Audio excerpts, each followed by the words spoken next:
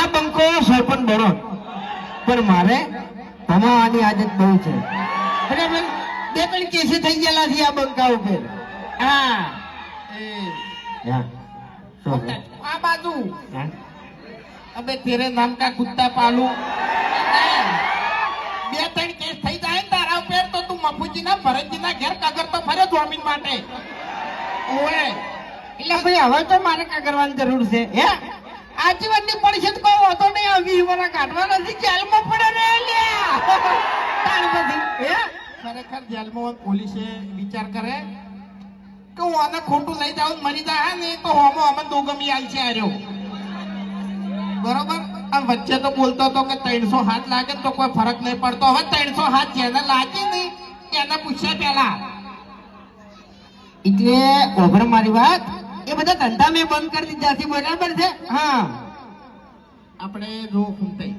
હવે મેં વિચાર્યું છે હા કે દારૂ હવે હાવ બંધ કરી દેવો છે ને મફુ કાકાનું જી ખાવું છે બરોબર અને જી ખાઈ અને એવું શરીર બનાવવું છે ને એટલે પહેલા તો ખેગાર ને પાડવો છે ખેગર થોડાક પાવરમાં નહીં ફરતા કોઈ ખેગાર ને કેવું ખબર ખેગર પાવરમાં ફરે છે બલ્લુ પાવરમાં ફરે છે પેલો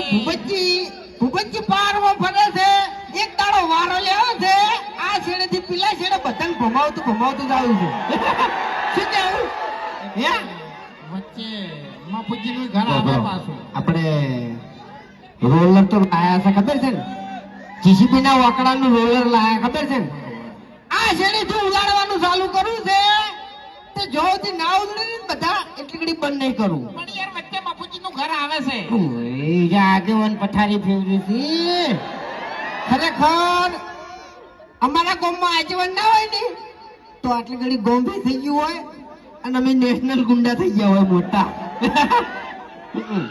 આ તો ગામમાં ખાલી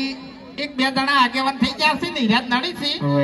અમાર કેવું ખબર અમાર બાર ગામ જ હેડે છે ગામમાં કોઈ હેડતું નહીં એવું બધું ના કહેવાય હોય એવું બધું ના કહેવાય ઇજ્જત હાથે નાથે ના કટાય મૂર્ખા ઊંટાઈ તાણી હાલ હરિભાઈ ઉભા વખોડતા હતા બરોબર એટલે મફુ કાકાનું જી ખાઈ અને આપણે બે જણા હમા થઈ ગયા જો મફુ કાકાનું જી ખાઈ કો તો હમા થા કો તો હોમા થા બરાબર બે વસ્તુ થાય એમ એટલે પાછા મફુજી નું હમા ના પડતા હો આપણે ઈન ના પડે એ તો ગરજ તો ભાઈ ધૂળની પડે એમ એટલે બીજું કોઈ નહીં હવે આપણે હરિભાઈ કીધું